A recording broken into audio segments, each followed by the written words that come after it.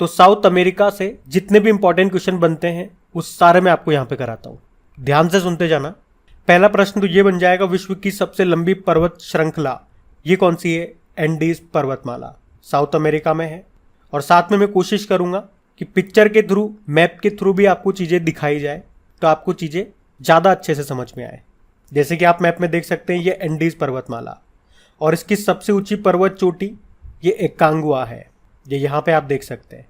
और south America में ही आपको अमेजन नदी भी मिलेगी, जो कि नील नदी के बाद विश्व की दूसरी सबसे लंबी नदी है। और पृथ्वी के फेफड़े, लंग्स ऑफ अर्थ किन्हें कहते हैं आपको बता ही दिया, अमेजन वर्षावनों को। अच्छा, सर्वाधिक जैव विविधता वाला स्थान ये अमेजन के वर्षावन ही है। और विश्व का सबसे ऊंचा वाटरफॉल, जलप्रपात, ये है एंजल वाटरफॉल, ये आपको मिलेगा वेनेजुएला में। अच्छा, वेनेजुएला के घास के मैदानों को क्या कहा जाता है? लानोज। और वहीं अगर मैं आपसे पूछूं कि अर्जेंटीना के घास के मैदानों को क्या कहा जाता है? पंपास घास के मैदान। और अर्जेंटीना से आपको याद आएगा पेटागोनिया का मरुस्थल, यह अर्जेंटीना में है। और मरुस्थल की बात है तो एक इंपॉर्टेंट प्रश्न बनता है कि विश्व का सबसे शुष्कतम मरुस्थल यह है अटाकामा का मरुस्थल, चिली और अर्जेंटीना देश की सीमा पर है।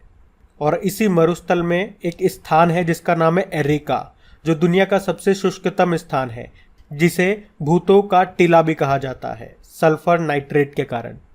अच्छा, वैसे ब्राज़ील में जो घास के मैदान है उनको क्या कहते हैं? कंपोस। और ब्राज़ील में जो कॉफ़ी के बागान हैं उन्हें फेजेंडा कहा जाता है। और मैंने आपको बताया है विश्व के किस बंदरगाह को कॉफ़ी बंदरगाह के रूप में जानते हैं? तो ब्राज़ील के सेंटोस बंदरगाह को। वैसे एक और इम्पॉर्टेंट क्वेश्चन रह गया आपका यहाँ से, टिटिकाका झील। तो टिटिकाका झील ये पेरू और बोलीविया की सीमा पर है। सबसे ऊंची नौगम्य झील है ये।